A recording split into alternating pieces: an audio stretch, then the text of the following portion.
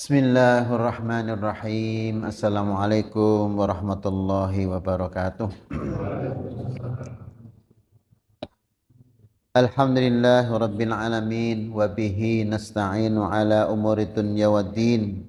Wassalatu wassalamu ala asrafil anbiya'i wal mursalin wa ala alihi wa sahbihi ajma'in. Asyhadu an la ilaha illallah wahdahu la syarika lah. Wa asyhadu anna Muhammadan abduhu wa rasuluhu la nabiyya wa la rasula ba'dah. Allahumma la sahla illa ma ja'altahu sahla wa anta tas'al hazana idza syi'ta sahla. Wa qala Allah ta'ala fi kitabil aziz. A'udzu billahi minasy syaithanir rajim. Bismillahirrahmanirrahim. Inna hadzal Qur'an yahdi lillati hiya aqwam wa yubashshirul mu'minina alladhina ya'maluna as-solihati anna lahum ajran kabira wa annal ladzina la yu'minuna bil akhirati a'tadna lahum 'adzaban alima. Wa qala an-nabiyyu sallallahu alaihi wasallam, alaysa tashhaduna an la ilaha illallah wa anni rasulullah? Qalu bala. Qala inna hadzal Qur'an tarafuhu biyadillah wa tarafuhu biaidikum fatamassaku bihi fa innakum lan tadillu wa lan tahliku ba'dahu abadan.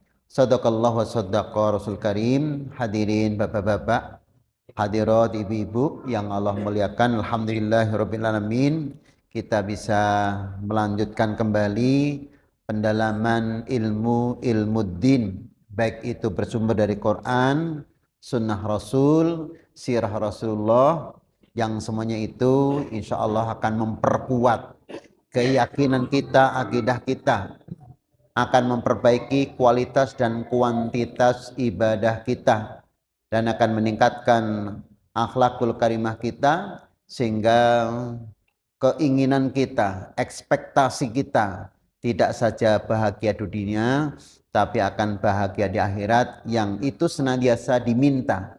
Terutama yang pertama sering dibaca oleh jamaatul hujjaj, mulai dari rukun yamani sampai hajar aswad, Rabbana atina fid dunya hasanah wa fil akhirati hasanah wa qina adzabannar. Ya Allah, anugerahkan kepada kami di dunia kebaikan dan di akhirat kebaikan, dan ya Allah, jauhkanlah kami dari neraka.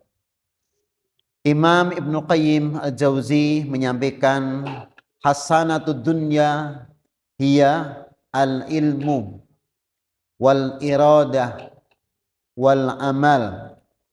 Kebaikan dunia itu menurut Imam Ibnu Qayyim Al-Jauzi dalam kitabnya Miftah Darus Sa'adah mengatakan, pertama ilmu. Karena yang Rasul pun mengatakan, man arada dunya fa'alaihi bil ilmi wa man aradal akhirah fa'alaihi bil ilmi. Barang siapa pingin kebahagiaan dunia, syaratnya juga harus dengan ilmu, dengan berbagai macam disiplin ilmu. Ada ekonomi, ada sosial, ada ilmu-ilmu siyasah syariah, dan berbagai macam untuk urusan duniawi, dan juga ilmu-ilmu pertanian misalnya. Wa man aradal akhirah, dan barang siapa menginginkan kebahagiaan akhirat juga dengan ilmu. Bagaimana berakhlak yang benar, karimah, bagaimana beribadah yang sahihah sesuai dengan sunnah Rasulullah, bagaimana kita berakidah yang salimah, tauhidnya benar, jauh dari kesyirikan, itu juga dengan ilmu. Maka yang pertama, ya Allah, anugerahkan kepada kita semuanya ilmu. Yang kedua, tidak cukup dengan ilmu, maka yang kedua adalah al-iradah, kemauan, niat yang keras untuk melaksanakan ilmu tersebut, sehingga ilmu tidak hanya kita miliki, tapi ada keinginan untuk kita aplikasikan, kita amalkan dalam kehidupan yang nyata. Sehingga nomor 3, ketika ada kemauan keras, wa idza arada, apabila mempunyai kemauan keras, maka akan bisa melakukan dengan baik. Maka yang nomor 3, bisa mengamalkannya. Tentunya setelah kita mengamalkannya, kita minta tolong kepada Allah, permohonan kepada Allah untuk bisa sabar ketika kita sedang melaksanakannya. Inilah kebaikan dunia dan kebaikan akhirat, maka beliau menerjemahkan seperti ini karena ilmu, kemauan, amal kalau kita sandingkan dengan ilmu yang hari ini, bapak-bapak, ibu-ibu ketika zaman sekolah masih ingat, sekolah itu ya pertama kognitifnya. Jadi bagaimana otak kita itu terisi dengan ilmu. Kemudian yang kedua setelah kognitif, tentunya afektif. Jadi bagaimana kita bisa mengamalkannya juga. Maka selain kognitif, afektif, yang terakhir psikomotorik. Bagaimana ilmu yang kita miliki bisa menggerakkan kita, bisa menahan, bisa mempercepat. Jadi istilah kita punya kendaraan, kapan harus digas, kapan harus direm, karena ilmu. Oh, di situ turun akan aku rem, di situ naik sedikit akan kami gas, itu punya ilmunya. Ya, oh situ lubang kita sedikit siksa, kemudian ketika tidak lubang kita lurus dengan catatan melihat kanan kiri lewat spion kita ada kendaraan di belakang atau tidak. Itulah pentingnya ilmu. Kemudian yang kedua, Bapak Ibu, masih kaitannya dengan ilmu. Sebelum kita masuk ke materi, inna hadzal Qur'an yahdi lillati hiya aqwam. Sungguh Al-Quran ini, Al-Quran yang Allah turunkan selama 23 tahun, 13 tahun di Mekah, 10 tahun di Madinah, karena Muhammad bin Abdullah, Nabiullah wa Rasuluh diutus umur ke-40, beliau meninggal umur yang ke-63, maka 13 tahun di Mekah dan 10 tahun di Madinah. Maka ayatnya pun disebut Makkiyah dan Madaniyah. Makkiyah itu biasanya ciri-cirinya ayatnya pendek-pendek, banyak bercerita tentang akidah, kisah-kisah Nabi yang terdahulu. Sementara ketika akidahnya sudah kena, sudah punya keyakinan yang kuat, baru pelaksanaan dari akidah itu lebih banyak ketika Rasul sudah pindah hijrah dari Mekah ke Madinah. Maka di antaranya adalah tentang haji. Walillahi 'alan nasi hijjul bait man istata'a ilaihi sabila. Itu Rasul perintahkan ketika beliau sudah pindah dari Mekah ke Madinah. Sehingga rukun Islam yang 5, sholat, zakat, puasa, haji, hampir semuanya perintah itu dan dilaksanakan dengan baik setelah Rasul pindah dari Mekah ke Madinah. Maka yang penting itu ilmu dulu. Setelah ilmu, akidah kita luruskan. Setelah akidah kita luruskan, muncul ibadah yang baik dan benar yang istiqomah. Dan selanjutnya tinggal penyempurnaan. Maka sepeninggal Nabi pun tinggal penyempurnaan oleh sahabat Nabi berkaitan dengan aplikasi amal yang sudah disampaikan Rasulullah, ilmu yang sudah disampaikan Rasulullah. Inna hadzal Qur'an yahdi lillati hiya aqwam. Sungguh Quran ini akan memberikan petunjuk kepada jalan yang aqwam, benar. Maka kita sering berdoa, aqwam itu artinya lurus. Lurus itu mustaqim. Maka ihdinas siratal mustaqim artinya tunjukkanlah kepada kami jalan keislaman. Jalan yang pernah ditempuh oleh para nabi, oleh orang-orang yang telah kau berikan kenikmatan dari kalangan para nabi, para rasul, para sahabat. Bukan jalannya orang-orang yang sesat, maghdub, dan bukan jalannya orang-orang yang kau benci, kau marahi, kau bendoni dari kalangan al-Yahud wan Nasara. Ini makna pertama. Yang kedua, Al-Quran sebagai jalan, petunjuk bagi kamu, yadulluka, tak jalan yang akan menunjukkan kepada kamu apa penyakitnya dan apa obatnya. Inna hadzal Qur'an, sungguh Quran ini akan memberikan petunjuk kepada kamu bahwa apa da'uhu dan apa dawauhu, apa penyakitnya dan apa obatnya. Maka dikatakan fa amma da'ukum fadzunub wal khotoya. Adapun penyakit kamu, penyakit rohani adalah dosa dan kesalahan. sebanyak apapun dosa dan kesalahan yang dilakukan manusia, karena kullu bani adam khata'un wa khairul khata'in tawwabun.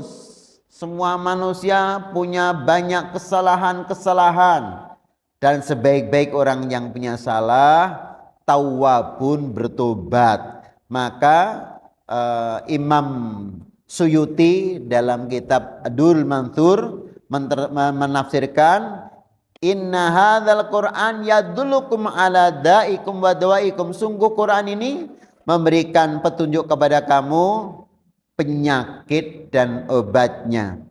Fa amma daukum fadzunub wal khotoya. Adapun penyakit kamu, penyakitnya manusia itu ya dosa dan lupa, dosa dan kesalahan. Wa amma dawaukum, sebanyak-banyak dosa, sebanyak-banyak kesalahan, maka obatnya lah istighfar dan taubat. Maka dengan istighfar dan taubat, seberapa dosa kita pun insya Allah diampuni. Ini petunjuknya dari Al-Quran.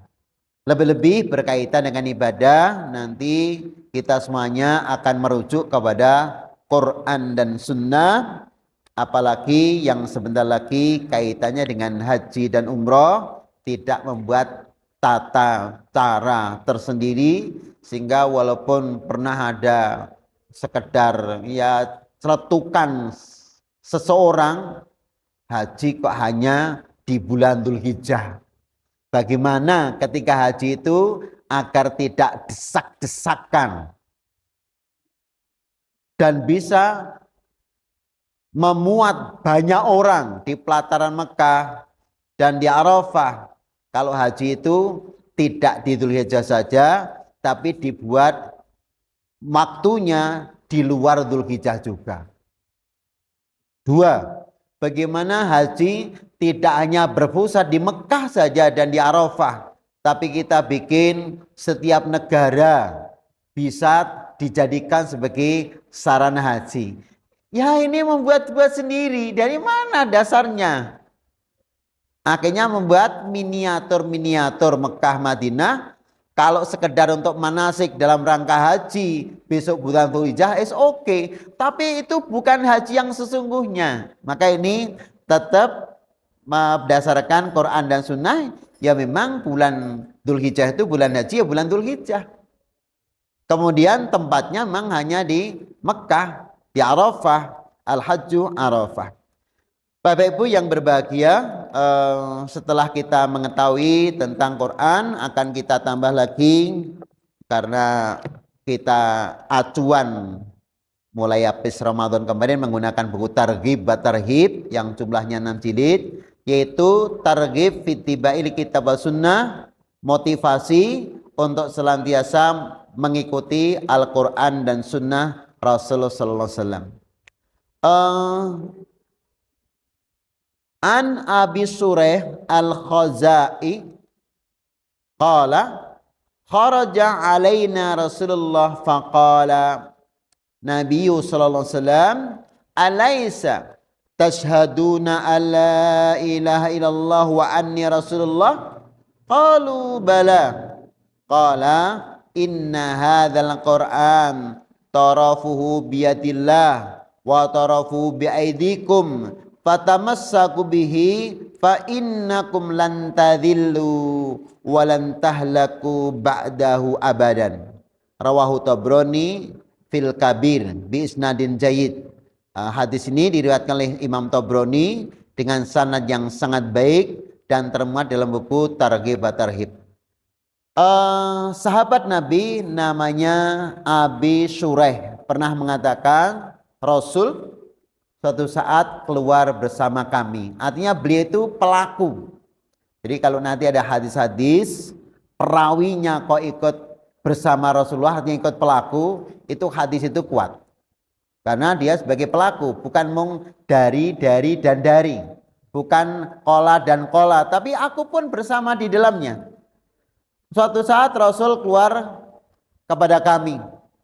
Setelah berada di depan kami, Tentunya juga di depan sahabat-sahabat yang lain, Rasul bertanya kepada kami-kami, alaisa tashhaduna alla ilaha illallah wa anni rasulullah? Bukankah kalian sudah bersyahadat asyhadu alla ilaha illallah dan aku adalah Rasulullah? Artinya bukanlah kalian sudah masuk Islam? Kalian sudah bersyahadat? Bahkan mungkin kalau sudah di Madinah ditambah, bukankah kalian sudah sholat? Bukankah kalian zakat? Bukankah kalian puasa? Bukankah kalian haji? Betul ya Rasulullah. Maka setelah mengatakan bala, qala, Nabi meneruskan, inna hadzal Qur'an, sungguh Al-Quran ini yang diturunkan di Mekah maupun Madinah 13 tahun maupun 10 tahun, yang kadang-kadang turunnya di malam hari, kadang di siang hari, kadang-kadang turunnya melalui Jibril alaihissalam, kadang-kadang langsung dari Allah tanpa Jibril, yang membacanya saja masuk kategori ibadah, apalagi menghafalkannya, apalagi mengamalkannya, apalagi mendakwahkannya. Rasul mengatakan inna hadzal Qur'an, sungguh Quran ini tarafuhu biyadillah, ujungnya, kalau ujung itu bisa begini, satu ujung itu di tangan Allah, ujung yang lainnya di tangan kamu. Maka ada ujung paling atas, ujung paling bawah. Berarti Al-Quran itu bagaikan tali. Satu ujung tali itu di tangan Allah, ujungnya lagi di tangan kamu. Maka ketika kamu berpegang teguh pada tali Allah namanya Quran, dan Allah pun juga memegang tali itu karena Al-Quran itu kalamullah, maka semakin kuat hubungan kamu dengan Allah. Maka berarti ada jaminan, barang siapa yang baca Qur'annya baik dan banyak, lebih-lebih sudah hafizul Quran, lebih-lebih sudah mengerti ma'ani wa tafsiruhu, makna-makna yang terkandung di dalamnya dan tafsir-tafsirnya, lebih-lebih sudah mulai berusaha untuk keinginan mengamalkannya, apalagi sudah bisa mengamalkannya, apalagi sudah khairukum man ta'alamal Quran wa 'allamahu, dan mengajarkannya, maka tali itu kuat banget nih. Kalau tali sudah kuat, berarti sinyalnya keimanan, sinyalnya pasti makanannya makanan yang halal, sinyalnya menjadikan keluarga kita seperti keluarga Nabi Ibrahim, Rabbi ja'alni muqimas salah wa min dzurriyyati, ya Allah, jadikanlah aku ini Ibrahim orang yang senantiasa menegakkan sholat dan selunak keturunanku. Maka Nabi Ibrahim itu sekali lagi ketika mengajari anak-anaknya, cucu-cucunya, keturunannya sholat itu diawali dengan dirinya sendiri. Ketika dirinya sudah baik, baru mengajarkannya kepada anaknya. Rabbi ja'alni, aku dulu ya Allah, muqimas sholah, orang yang senantiasa menegakkan sholat. Setelah itu wa min dzurriyyati, dan seluruh anak keturunanku. Jadi satu kamu pegang, satu dipegang oleh Allah. Ketika ujung-ujungnya dipegang, berarti kan kuat banget tali itu. Maka Rasul mengatakan Quran itu bagaikan tali antara kamu dengan Allah, antara kamu dengan Allah. Maka barang siapa yang pegang tali tersebut, kamu pegang tali di ujung, Allah pegang tali di ujung, maka Rasul mengatakan fa innakum lan tadillu abadan, maka kamu tidak akan sesat selama-lamanya. Sesat di dunia juga enggak, apalagi sesat di akhirat. Itu janji Rasul pertama, walan tahliku ba'dahu abadan, kamu tidak akan rusak setelah itu selamanya. Maksudnya tidak akan rusak, kamu tidak akan diadab setelah kamu mati selamanya. Jadi orang itu ketika sudah masuk surga tidak akan dipindahkan ke neraka. Jadi ketika seseorang itu sudah masuk surga, tidak akan dipindahkan ke neraka selama-lamanya. Bisa masuk surga langsung tanpa melalui neraka. Ada juga seseorang yang di neraka dulu karena punya dosa kesalahan, sehingga kalau kalimat hadis dikatakan jahannamiyun, mantan-mantan neraka yang sudah habis masa pembakarannya, pindahkan ke surga. Setelah itu tidak akan diazab selama-lamanya. Maka Bapak Ibu, monggo belajar kepada siapa, di mana, kapan, dan materi apapun, selama itu Quran, apalagi ada tafsirnya yang sahih. Maka kalau kami sering memberi contoh buku ini, Durrul Manthur itu karena Quran, tapi tafsirnya itu dari hadis Rasulullah. Ini enak. Jadi Quran keterangannya hadis Rasulullah. Maka ini janji yang pertama, hadis yang satu. Hadis yang nomor dua hampir sama. Waruwiyah an Jubair, kunna ma'an nabi bil Juhfah. Suatu saat kami bersama Rasul di Juhfah. Faqala alaisa tashhaduna an la ilaha illallah wahdahu la syarikalah. Bukankah kalian sudah bersahadat tidak ada ilah selain Allah dan kamu tidak mensekutukannya, jadi tidak syirik, tauhidnya kamu benar. Wa anni Rasulullah, dan aku adalah utusan Allah. Sama jawabannya bala, seperti di atas. Wa annal Qur'an ja'a min indillah. Sungguh Quran ini datang dari sisi Allah, bukan dariku atas nama Muhammad Nabiullah wa Rasuluhu, bukan dari lisan orang-orang pandai, orang-orang soleh. Mereka hanya sebagai perantara saja. Maka kita mengulang di kitab Miftah Darus Saadah, mengapa malaikat Jibril itu masuk kategori pimpinan malaikat. Kalau kita lihat dari sisi fungsi dan tugas, semua malaikat itu tasbih, semua malaikat itu sholat, semua malaikat itu la ya'sunallahu wa yaf'aluna ma yu'marun. Semua tidak ada yang bermaksiat kepada Allah dan senantiasa melaksanakan apa yang diperintahkan.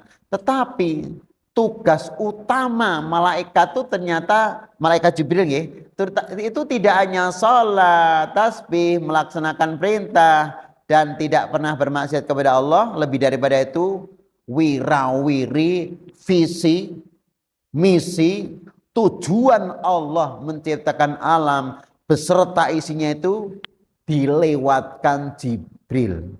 Maka Jibril itu menjadi perantara, di Rasul menjadi duta, menjadi utusan. Dari Jibril disampaikan kepada nabi-nabi.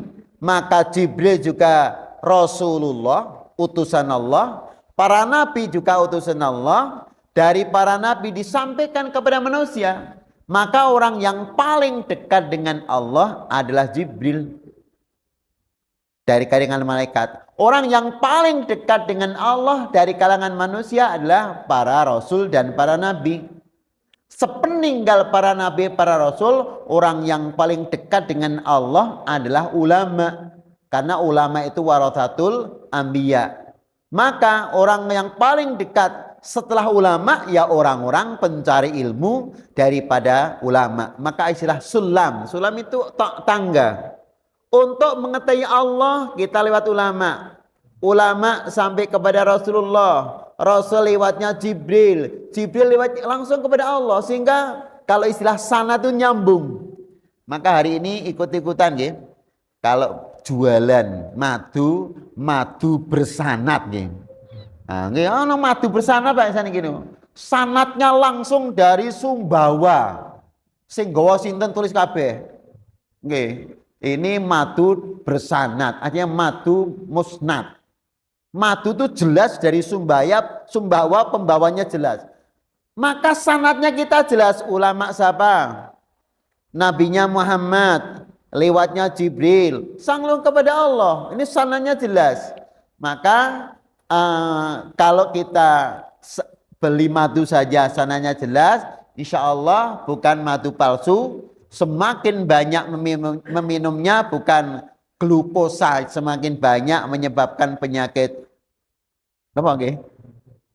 Diabetes, tapi justru semakin sehat. Karena itu terdapat dalam Al-Quran. Tapi kalau madunya madu palsu, ya memperbanyak gula. Ketika gula banyak, maka mempercepat diabetes kita. Itulah pentingnya keaslian. Maka hari ini teman-teman yang masih belajar Quran, diantaranya Azyan, saudara kita Ananda Azyan itu yang sering imam kita itu belajar Qurannya bersanad. Sekarang banyak sekali pondok-pondok pesantren yang mengajari para santrinya hafizul Quran nanti sampai punya sanad. Tentunya sanad itu sampai kepada Rasulullah Sallallahu Alaihi Wasallam. Bapak Ibu yang berbahagia, karena pedoman kita jelas Quran dan Sunnah Rasulullah, maka kita akan menyinggung sedikit kaitannya dengan yang sebentar lagi kita lakukan atau saudara kita sudah berangkat haji dan umroh, biar sedikit refresh kaitannya dengan apa-apa yang sedang akan kita kerjakan.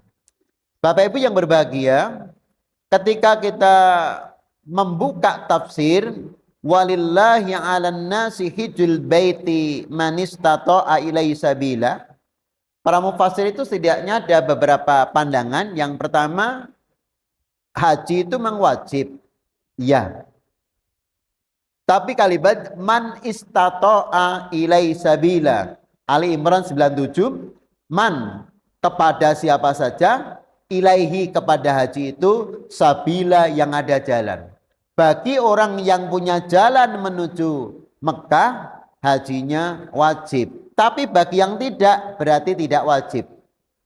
Kita sedikit demi sedikit karena kita belajar hadis Nabi. Qala rajulun ya Rasulullah afi kulli amin. Ya Rasul, apakah haji itu setiap setahun sekali? Okay. Ingat nanti kalau ada yang punya celetukan pendapat, jangan setahun sekali. Itu nanti nggak cukup. Bagaimana kalau kita buat setahun 3 kali? Jangan diterima.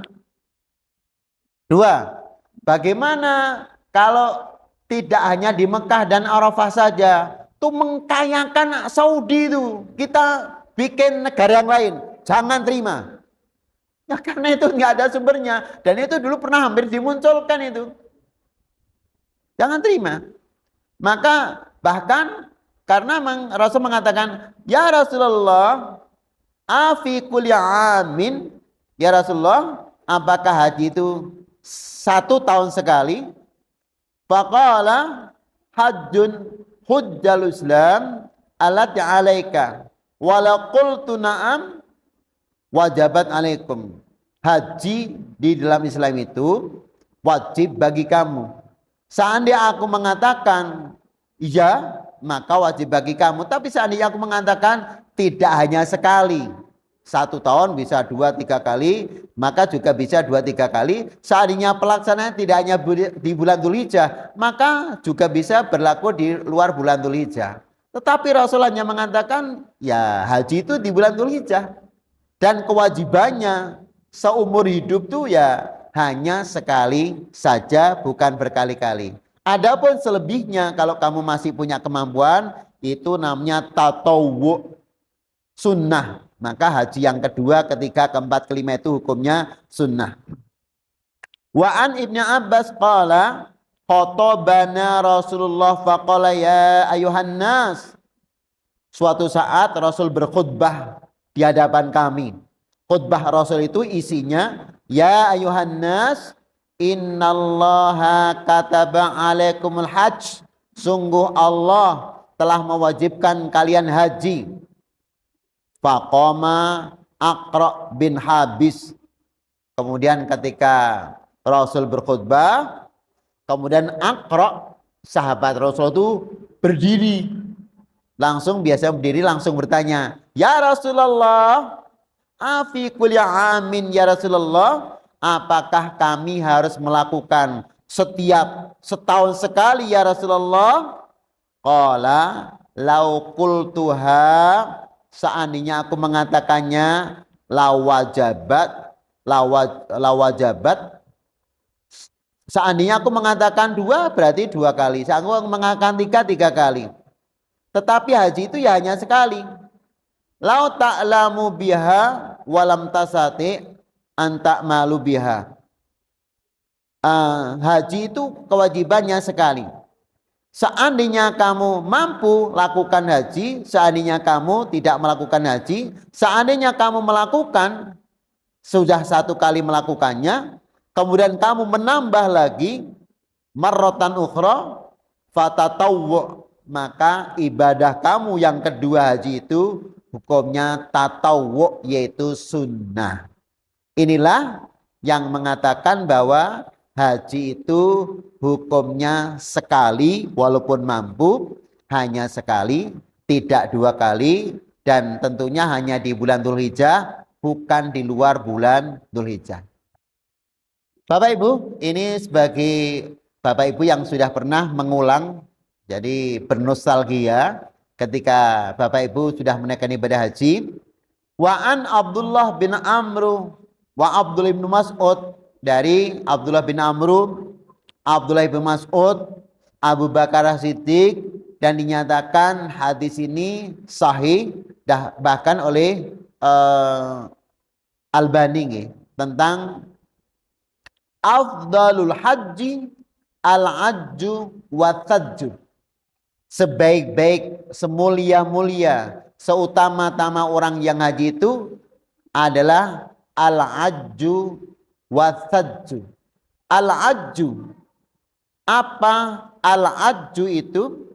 Al-ajju raf'us saut bitalbiyah, jadi mengeraskan suaranya ketika bertalbiyah. Labbaik Allahumma labbaik, labbaik la syarika laka labbaik, innal hamda wan ni'mata laka wal mulk la syarika lak.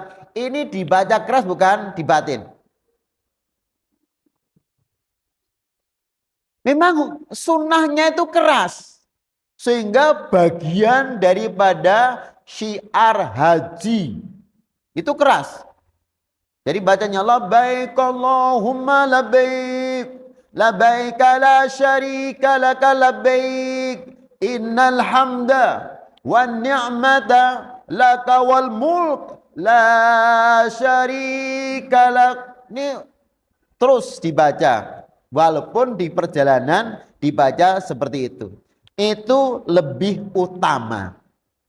Sehingga bapak-bapak, ibu-ibu yang Allah berikan suara nyaring, monggo pergunakan suara nyaring untuk memimpin yang lainnya, atau yang lainnya biar bisa mengikutinya.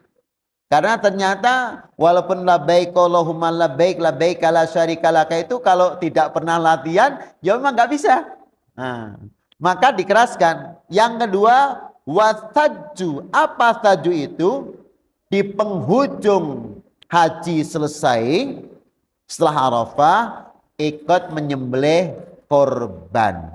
Maka bapak-bapak, ibu-ibu, umpami jamaah masjid ngriki wonten ingkang tindak haji, mangke tanggal bapak nyuwun ngapunten tahun kala wingi panjenengan nderek korban. Lah pripun ingkang tahun menika kang badhe dugi? Ngapunten bapak niku kula tindak ngilek, kula mangkat ngilen. Kula mangke korbane teng Mekah. Ini cobi kula tak tanglet anak kula enten double duit napa mboten? Begitu kita tanya, Mas Ahlan, niki pripun untuk tahun ini jenengan kan mau berangkat ngilen.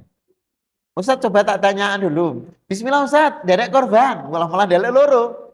Satu yang berangkat itu juga lebih utama, ikut berkorban di sana. Kemudian yang di sini pun juga derek korban. Tapi seandainya bapak-bapak takmir khusus pun dan panitia korban lebih khusus lagi, ojo oke sing dok kaji. Lah kok korbane kene berkurang. Lah engko kurbane nang ngarep kabeh. Ya, ndak apa-apa wong ya sama-sama kurban. Toh insya Allah kurban di sini berkurang, nanti akan teman-teman yang lain yang sedang tidak haji akan bertambah setiap tahun bertambah sahibul kurbannya. Niki nyuwun ngapunten guyonan tentang ada oka-oka sing do kaji engko kene jumlah kurbannya kurang no. Ini kan mau guyonan. Nggih, guyonan. Tapi semoga dengan banyaknya jamaah yang ikut haji, ke depan masjid itu semakin banyak yang derek kurban. Karena sudah mengerti tentang hadiahnya, jazaknya berkorban, fasolli li rabbika wanhar. Orang tuh sebaik-baik habis sholat Idul Adha adalah menyembelih korban. Itu yang tahu hanya orang yang mengerti dengan Quran, sunnah, babil khusus orang yang sudah haji. Apalagi yang sudah haji itu ya Allah, talbiyahnya bareng-bareng, pakaiannya sama semuanya. Saya pernah baca sebuah makalah Bapak Ibu, ternyata pakaian haji dengan seragam seperti itu, satu di antaranya hikmahnya, kaum muslimin tidak ada kasta-kastanan. Di depan Ka'bah sebagai Baitullahnya. Ketika kita sedang Allahu Akbar, sholat yang 5 waktu, antara raja dan pembantunya raja, antara presiden dan pampresnya dan sebagai satpamnya, semua di hadapan Allah sama. Itu sama ketika nanti kita di padang mahsyar, semuanya mendapatkan perhitungan dan penimbangan amal, kecuali orang yang syahid karena dakhala jannah bi ghairi hisab, dan orang yang mati ketika haji bagi wanita. Mengapa haji bagi wanita disederajatkan? Karena haji bagi wanita kemudian meninggal disederajatkan dengan haji. Bapak Ibu yang kami hormati, masih waktu 5 menit kami kejar hadis-hadisnya. Bergembiralah bagi para Bapak Ibu yang sudah berkenan bisa menekan ibadah haji. Napa mulai zaman rumen niku ya Allah enak banget iki daftar langsung mangkat. Nah, saniki korong nunggu 30 tahun. Riyen daftar langsung mangkat mung selawi yuta. Nah, saniki 20 juta, bahkan sing plus-plus 250 juta. Bahkan kalau wingi kang matur 250 tahun wingi pangadiri. Tahun iki 380. Ya, untuk 380 mangkat. Bergembiralah bapak-bapak yang sudah bisanya haji. Karena satu insya Allah dengan haji lam yarfus walam yafsuk roja'a min dunubi kayaumin waladatu umuhu. Ketika haji tidak berkata jorok. Yang kedua tidak melanggar peraturan haji. Jenengan kondur sudah tidak membawa dosa. Jenengan bagaikan bayi yang baru lahir. Ya Allah, jagalah kemabruran haji sehingga jenengan tidak punya dosa selamanya. Ini hanya orang yang haji dulu nih. Yang kedua, wal hajjul mabrur laisa lahu jazaa'un ilal jannah. Haji yang mabrur tidak ada ganjaran yang pantas bagi mereka kecuali surga. Rawahu Muslim wal Bukhari muttafaqun alaihi. Surga tempat tinggalnya. Nah, untuk ibu-ibu wonten nginggil. An Aisyah qalat qultu ya Rasulullah narul jihad afdalul a'mal afala nujahid faqala lakin afdalul jihad hajjun mabrur. Wa fi riwayatin ukhra ya Rasulullah hal 'al nisa min jihadin qala alaina jihad la qitalun fi al hajju wal umrah. Aisyah pernah bertanya kepada Rasulullah sebagai utusan Allah dan suami beliau. Dia mengatakan ya Rasulullah, kami memandang bahwa berjuang di jalan Allah itu amal yang tertinggi. Afala nujahid, bukankah kami ikut berjuang bersamamu ya Rasulullah? Faqal, betul, lakin afdalal jihad tajmabru, tapi afdalnya jihad bagi seorang wanita itu bukan peperangan yang saling membunuh, tetapi jihad yang paling afdal bagi seorang wanita adalah hajjun wal umroh wa umroh, haji dan umroh. Artinya ketika ibu-ibu haji atau sedang umroh meninggal persis seperti mati syahid, masuk surga tanpa hisab. Wonten piyayi ingkang nate kula aturaken nggih yang kesekian Bu Ratno RW pitulas niku nggih kula. Anak-anakku kan Umi masih punya uang untuk tinggalan, sawah, kontrakan-kontrakan masih lumayan banyak. Dulu bapak meninggal di Mekah, umpama tahun ini aku tak mangkat meneh, nek Allah paring rezeki, aku pengen nusul bapakmu. Betul Pak Nggih. Aku pengen nusul bapakmu. Artinya kalau Allah nanti beri rezeki, aku pengen meninggal di sana. Betul Pak? Ya Allah, karena dulu sudah haji bersama suami, terus kondur, tapi bapak suaminya meninggal di sana, pengen berangkat lagi. Dan betul, keinginan itu Allah kabulkan meninggal di Mekah. Anaknya pun ridho Pak. Ya Allah, ibu dulu ketika berangkat sudah ngomong, aku pengen nusul bapakmu. Aku pengen mati syahid, masuk surga tanpa hisab. Maka anak pun juga rela. Anak juga rela ditinggal meninggal oleh ibunya. Maka bapak ibu yang kami hormati, terakhir karena sudah diberitahu waktu isya, dumateng para bapak ibu ingkang sampun pinaringan badan sehat, uang cukup untuk berangkat, juga bekal yang ditinggal untuk berangkat, memang sebaiknya segera mendaftar dan berangkat, karena kalau tidak nanti Rasul mengatakan man aradal hajja falyata'ajjal fa innahu qad yamradul marid wa tadillu dhallah wa ta'ridul hajjah. Ya barang siapa ingin menunaikan ibadah haji, segera saja. Karena kalau ditunda-tunda barangkali suatu saat jatuh sakit, nek wis lara ora iso mangkat. Barangkali suatu saat tadilu dolah, kendaraan ontane mati, kudane mati. Kula panjenengan sami ingkang orang nganggo kuda, orang nganggo unta, nganggo duit ilang. Wis entek. Au takridul hajah, atau punya keperluan baru yang harus dibayar. Sehingga kudune wis ge mangkat, gandeng ada keperluan yang harus dikeluarkan dana tersebut, ora sida mangkat. Ya Allah, getune biyen ketika mampu kok randang mangkat-mangkat, coba nek lara piye? Ra iso mangkat. Anak keperluan mendadak dibayar ra iso mangkat juga. Nah, untuk beli tiket pesawat duwite wis entek. Nika ngendikanipun Nabi supaya tidak menyesal di kemudian hari. Mekaten mugi-mugi panjenengan kula Allah marangaken tidak haji, sing dereng tidak haji insyaallah mangke ada jalan sebagai penukar ganjarannya seperti ganjaran haji. Salat yang 5 waktu, kedua berbuat baik kepada bapak dan ibu, kemudian yang ketiga adalah salat syuruk usai salat subuh, berduduk sebentar di masjid sampai waktu suruk, waktu matahari terbit, paniko sholat 2 rakaat, maka ganjarannya seperti ganjaran haji dan umroh. Makaten mugi-mugi manfaat samantenipun. Subhanaka Allahumma bihamdika asyhadu alla ilaha illa anta astaghfiruka wa atubu ilaik. Assalamualaikum warahmatullahi wabarakatuh.